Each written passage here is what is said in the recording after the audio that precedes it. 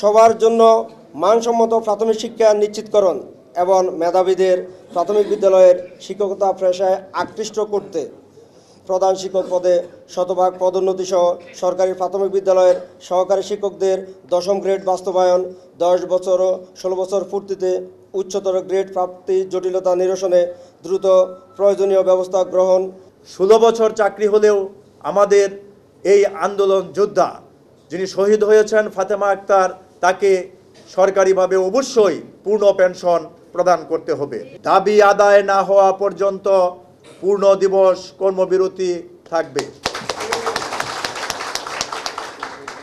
আমরা আবারও বলছি, প্রেস বিজ্ঞপ্তি আলোকে অর্থাৎ অর্থ মন্ত্রণালয় যে এবং আমাদের মন্ত্রণালয় যে প্রেস বিজ্ঞপ্তি দিয়েছে, সেই প্রেস বিজ্ঞপ্তির আলোকে 10/11/2025 খ্রিস্টাব্দ তারিখের গৃহীত সিদ্ধান্ত মোতাবেক প্রেস বিজ্ঞপ্তির আলোকে 3 দফা দাবির প্রজ্ঞাপন বা দৃশ্যমান অগ্রগতি না হলে আগামী 30 নভেম্বর 2025 খ্রিস্টাব্দ তারিখ হতে দাবি আদায় না হওয়া পর্যন্ত পূর্ণ দিবস কর্মবিরতি চলবে। 2.